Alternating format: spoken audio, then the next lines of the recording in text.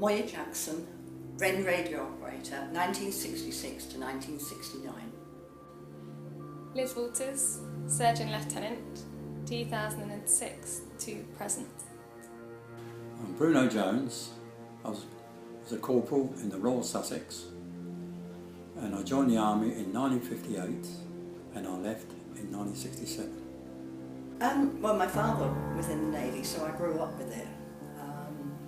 He served for 33 years from 1935 to 1968. It was on a Friday, and you had the Navy on the left and the Army on the right. I thought, well, I'm in the cadets, I wonder what the Navy's like.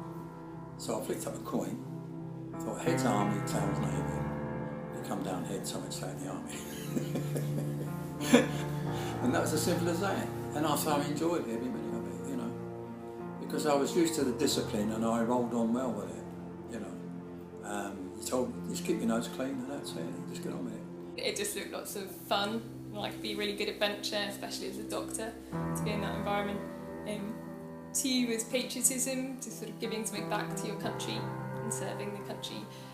And 3 was missionary, so just sort of showing God's love and light in an area that can be quite dark.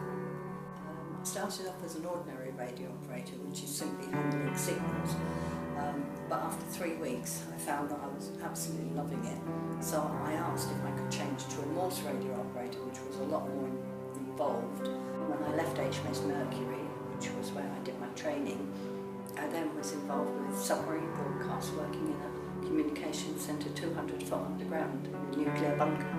You can go on the ship at sea, which is pretty awesome. You can travel and see different ports around the world, different countries. You can go and help out on a fishing vessel 1 minute, but yet be practicing being at war the next minute. So there's lots of variety to life in the Navy.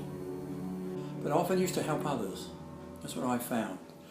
And show them the tricks of the trade of cleaning their webbing and things like that, their brasses. And I suppose like a mother hen, I suppose. But yeah, a great bunch of guys.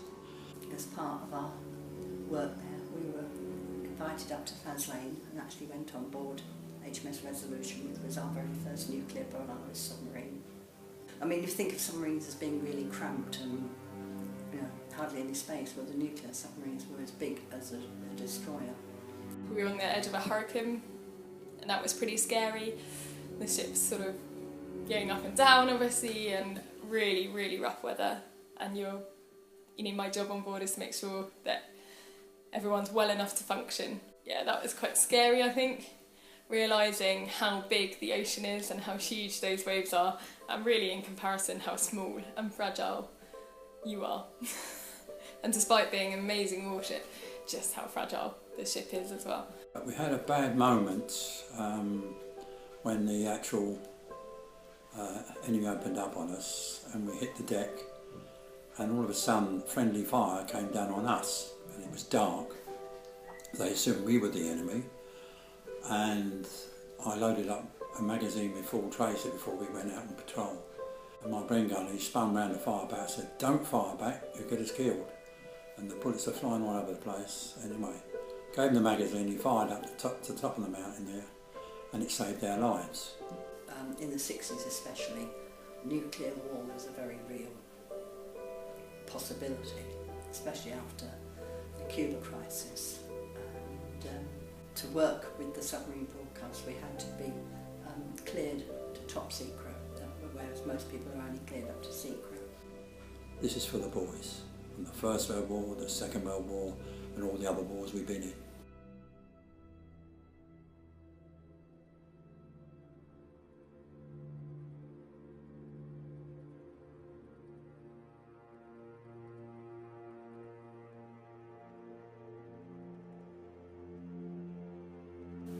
Remembrance is important to me because my father and my grandfather both served in the Second World War and the First World War. And it's really sad that we had to sacrifice men and women, and we still do today. But I think it's really important to remember that that shows an amazing side of humanity, where you're willing to die for somebody else's freedom.